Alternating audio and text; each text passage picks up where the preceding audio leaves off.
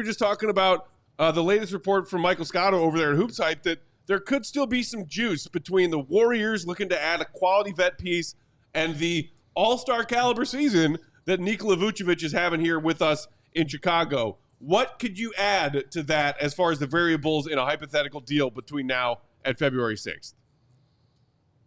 I don't think there's any question that Golden State likes Vooch and has been monitoring him, and the links between the Warriors and Vucevic. I mean, they've been, we've been talking about this, I think, for weeks now. And look, there's a lot of interesting variables here. What we've seen this week from the Warriors with Draymond Green and Stephen Curry and Steve Kerr all come out and basically say, we are not applying any heat to this front office to rush out and make a move. I mean, that has been a show in itself. I mean, you very rarely hear that. And it's why, I just look at the Warriors as being, not only is Stephen Curry just, an all-time great player and a tremendous guy as your franchise player, because he's just so, he's positive and someone who players rally around.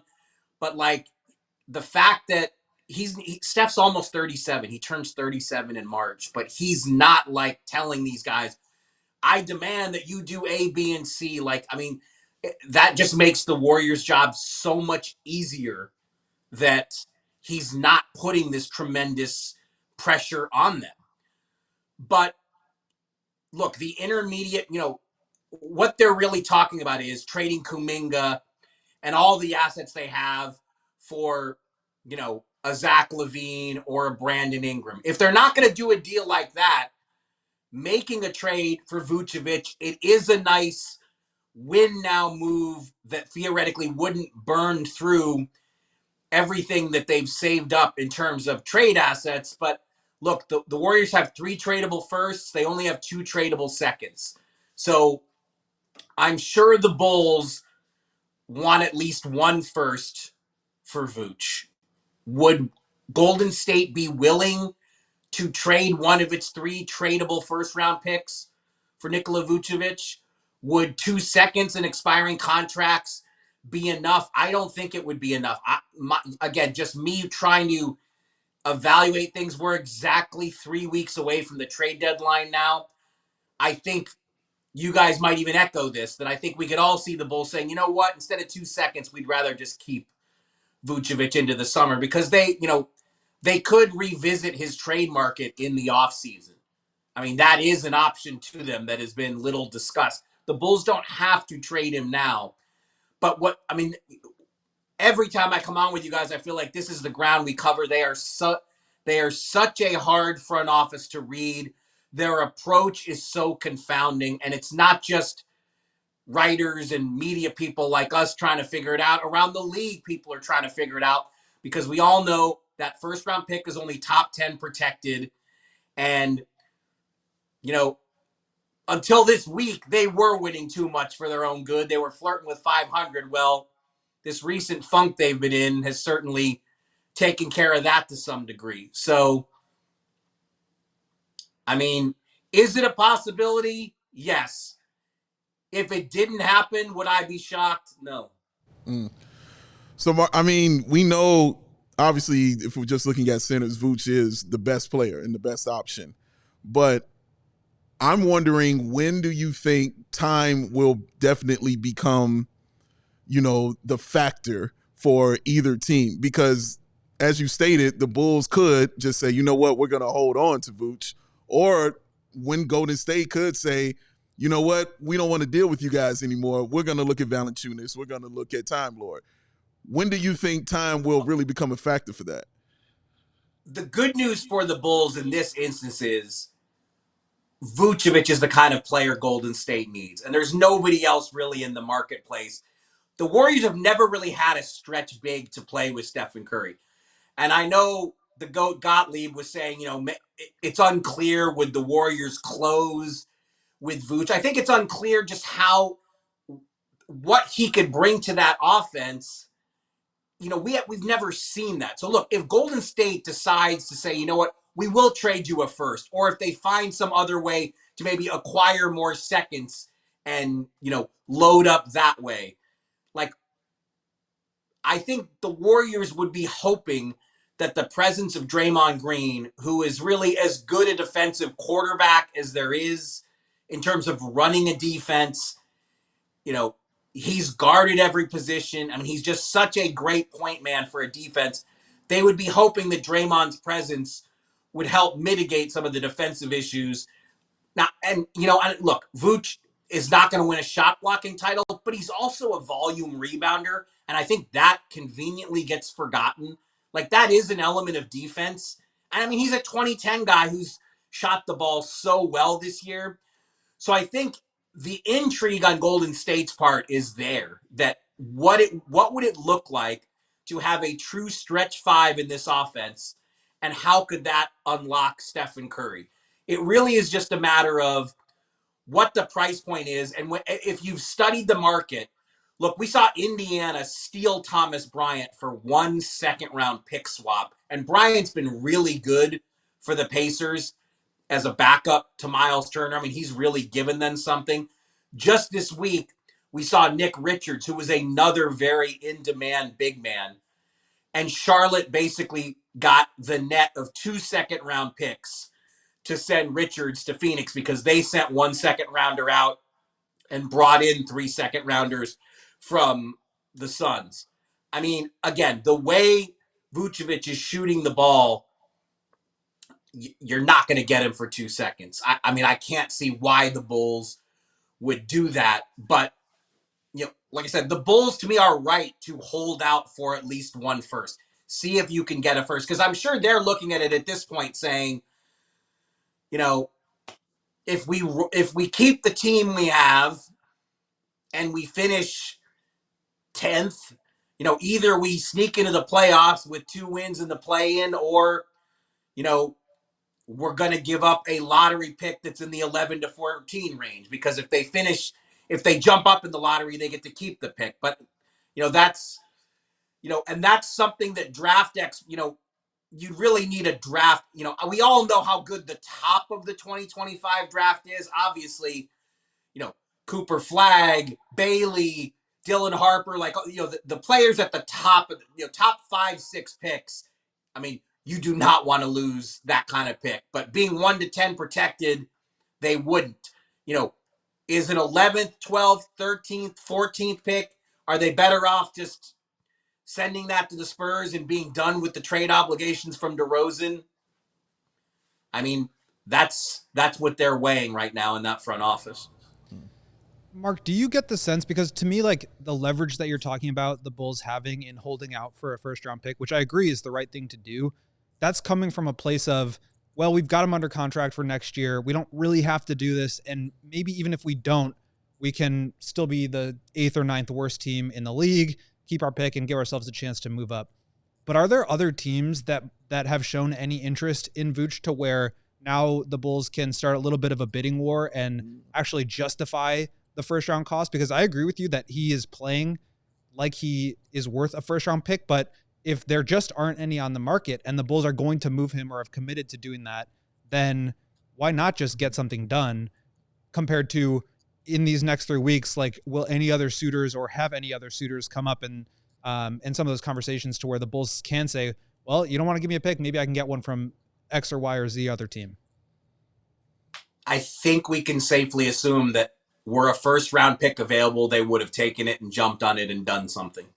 And, that is where, realistically, we're probably going to have to get closer to the trade deadline to spark that action and see if a team out there decides to give in. But if you really, again, look what happened with Brooklyn. Brooklyn was adamant, we are not trading Dorian Finney-Smith unless we get a first-rounder.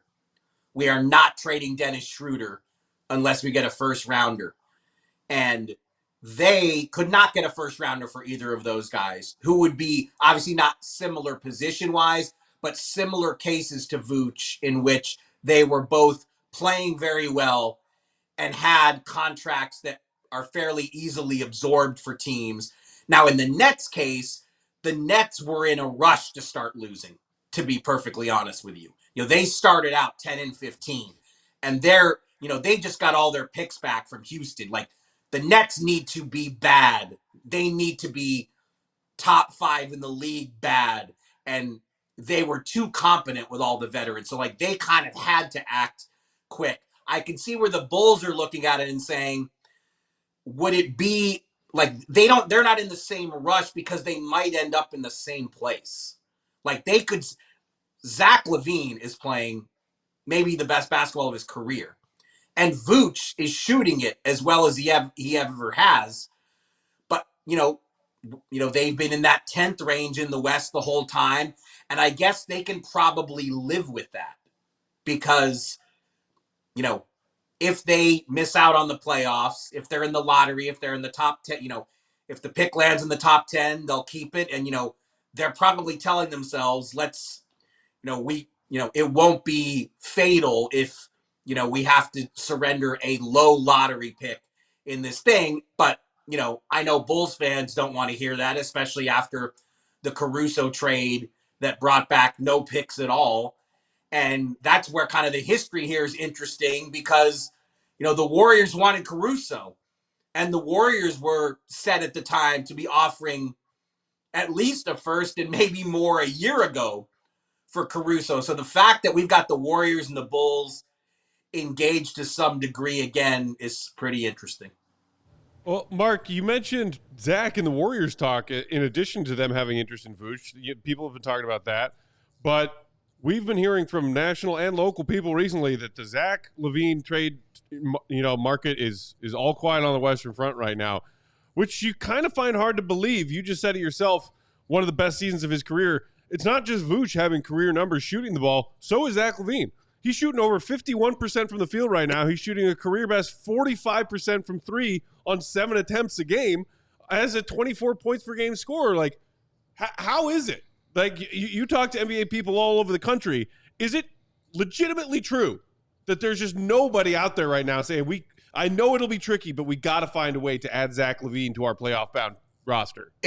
It's 100% contractual. It's nothing he's doing wrong because he's bounced back healthy. Again, he looks great, and he is playing. He will be an all-star. I don't see any way Zach LaVine is not chosen by the coaches as an all-star, but the perception is that if you trade for him, you're adding an offense-first player, and you don't really have that team out there, right? Like let's just go back a year ago.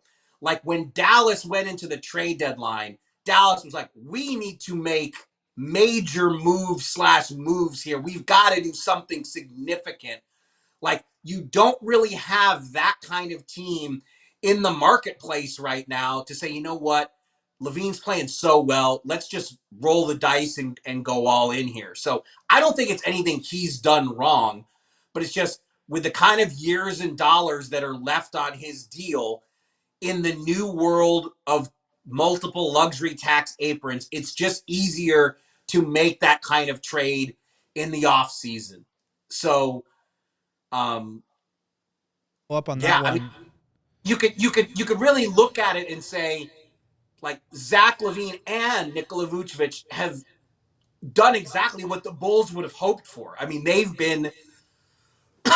both been so good that offers should be piling up, but it's really circumstantial. It's contractual. It's a function of teams trying to get used to these new luxury tax aprons. And I think they both have an all-star case, to be honest with you. I mean, something else I was hoping you guys could explain to me. How is there not a single Bull in the top 10 in either front court or back court all-star voting? Oh, no, what's going on? Well, because it's fan voting that we're seeing the returns on the third round coming in today. And Bulls fans right now are not going to go through the trouble of logging into the NBA app to cast a vote for a player for a team that they feel very lukewarm at best about right now. Fans vote for players that they're passionately watching. Bulls fans are not passionately watching right now. At least I think so. No, and also I think that if a guy like Lonzo Ball was having an even better season, you would see his name up there, but that's more so because he's so known globally. LaMelo's everywhere. at the top of East Guard vote getters with almost You know what I mean? 2 million votes. Jordan Poole is Playing up on over a here. trash team. Yeah, man. Let me just tell you, the reason it surprises me is because, A, I know the Bulls draw very well at home, but I've written about this a lot on my Substack. I love to travel abroad. In the off season, I cannot get enough. It is amazing, nearly 30 years since Michael Jordan last played a game for the Bulls, how popular this team remains globally. I was in both England and Romania this summer, countries you would not associate with basketball, and just saw tons of Bulls stuff. It's not just Jordan stuff. I mean, you see Zach's jersey. You see, in recent years, I've seen DeRozan's jersey, like wherever I go. And so I would have thought even globally, those guys would be picking up some votes. So I actually looked at that before I came on, saying, maybe I know you guys want to talk 99.9% trades, but I said, let's look at the All-Star voting. I couldn't believe you get Bull on there. Well, and the other thing that somebody in our comments pointed out is that the Bulls just switched to a new network, and there's an issue with a large portion of the local fan base being able to actually watch the team's games this season. So it's a good point. Yeah, that's one of the major problems in today's NBA. I mean, it's not just Chicago. There are so many markets like that where it's a challenge to get the games. Crazy. Nuts. Mark, before we send you out of here, any other rumblings, thoughts, predictions about any of the other players on this Bulls roster? Because I am seeing the value in the Bulls kind of holding firm at this point. I think if they really wanted to pull what the Nets did, they should have done that earlier. They didn't want to do that. They're trying to hold out. Maybe they get something for their guys. Maybe they don't, and they kick the can down the road because they have more time on their contract, as you said. But at a certain point, you do kind of have to start pulling some levers to get yourself in a better position in terms of the draft lottery. Is there interest in Lonzo Ball around the league with the way that he is playing? He's been outstanding the last few weeks.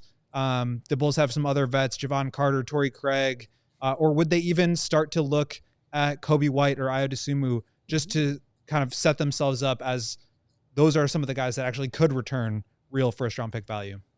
Yeah, look, I think the bulk of the chatter and focus league-wide and talking to other teams, it's been Zach LaVine because we know they've been trying to trade him going back since before Thanksgiving last season. And it's Vooch and Lonzo Ball because they're proven players and their contracts are absorbable. And, in Vooch's case, he's had a fantastic season. Again, I'm going to be really interested to see how his all-star fate plays out with East coaches. And Lonzo, because he has, you can bring him in, you can put the ball in his hands as a reserve, and he knows what to do. So I think it's conceivable, especially in those latter two cases.